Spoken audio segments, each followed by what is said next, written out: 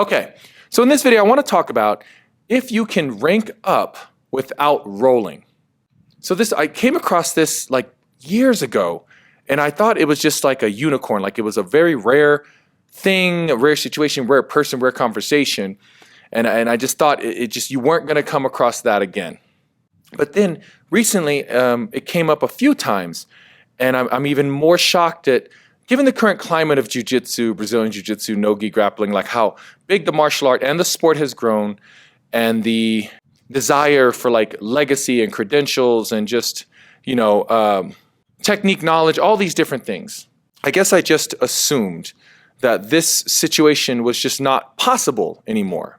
But I guess as I'm chilling in the cut, doing my own thing with my academy, my martial arts school and my students, I guess I just didn't realize that this was still happening.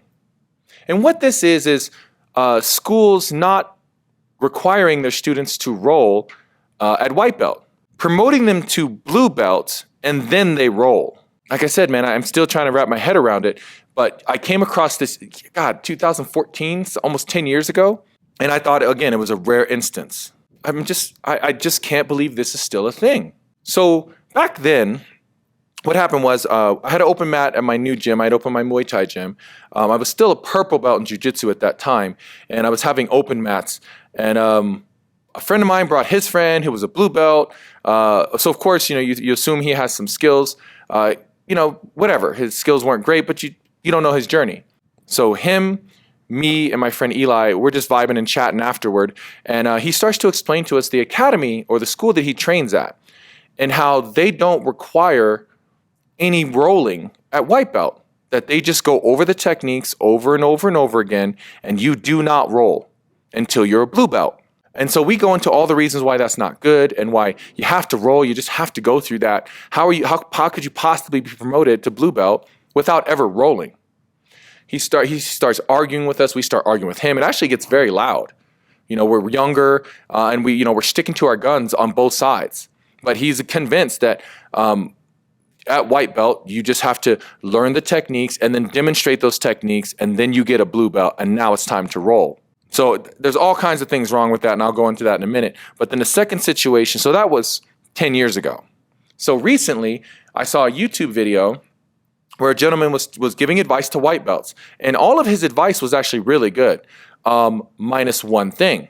He said that if you go to an academy that requires you to roll at a white belt, that you should go somewhere else, that you should find a school that doesn't make you roll until blue belt.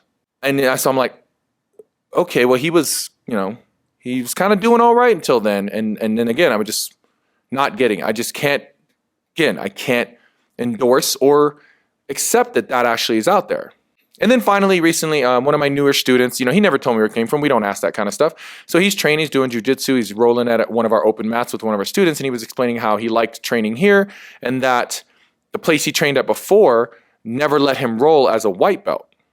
And that he didn't start rolling till he was a blue belt. I think he was trying to explain like his deficit as far as like we did an open mat with just blue belts. And so he was kind of explaining how he felt behind the other blue belts because he had not ever rolled until he actually got a blue belt at the academy he was at before. So ranking without rolling? What? Look, man, if you're new to jiu-jitsu, this may not make sense. Or if you're like just watching this because you're curious about jiu-jitsu, you may not understand why this is a big thing. For me anyway, why I'm like just... can't believe I'm using this word, but flabbergasted, why I'm like just shocked that this is out there or being done. But maybe you're in one of these schools and you're in a position to defend this logic. Maybe I'm being closed-minded, but the way I was brought up in jiu-jitsu and my beliefs within the system and how you are to grow within that system, you cannot be promoted without rolling. You have to go through it. You need the trauma and the elation of rolling. When you finally start rolling, that is how you're going to remember what you've learned. You will remember your mistakes. You will remember your successes. And you will remember those things while under stress because of the stress. Memory is a tricky thing, guys, okay? You can just read something and not remember. You're not going to remember half the things you interact with day to day. But the things you do remember are because they sink in one way or the other. They sink in because they made you feel a certain way, whether through trauma or stress or tension or excitement or elation, like all these different things. Now, all these things happen in the role. The range of emotions that are felt, and then the range of physicality, what you feel physically, what you feel emotionally, what you feel mentally. You have to go through those things. And in the midst of all that happening, you have to find those techniques you were taught, and you have to try to apply them to see how they work, to see if they work, to see how you can adjust them. But none of that can happen without the role. Until you roll, everything you are shown, told, or taught is theoretical. Until you apply the techniques, you don't understand their worth. You don't understand how you can make them work for you. You just don't understand jiu-jitsu. Taking that away from someone when they're starting, that's just unfair to them. It's unfair to the martial art. The only reason I can see why some schools might see that as a way to make people successful is it's in their attempt to make people successful. You shield them from the harshness or the stress or the physicality of rolling when they start their journey. And from a business perspective, guys, it's smart business if you think about it, because only about 10% of the people who start jiu-jitsu actually make it to blue belt.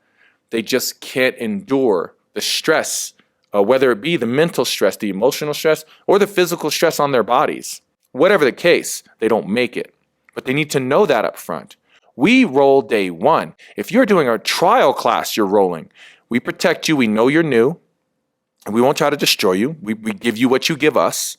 But it's so important. They need to understand it.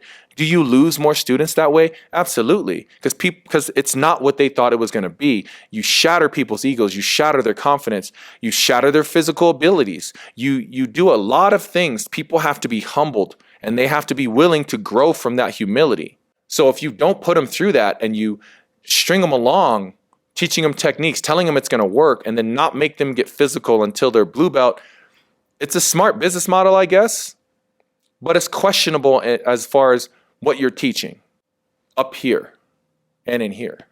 And those lessons need to be learned at white belt, which is like the survival rank. Like that is the mental fortitude rank that pushes you. And if you get to blue and you still love it and you want to keep going, that is because you built up your tolerance at white belt from getting smashed, being the nail more than you were ever the hammer, taking those beatings, learning how to tap, learning when to tap, getting excited about little moments that you were winning. I just can't imagine pushing that off to blue belt. It's seriously shortchanging a martial artist. I'm going to go the opposite of what the other guy said in his YouTube video. I'm going to say if you go to an academy that says that you don't roll until blue belt, that's questionable, and you should find a different academy.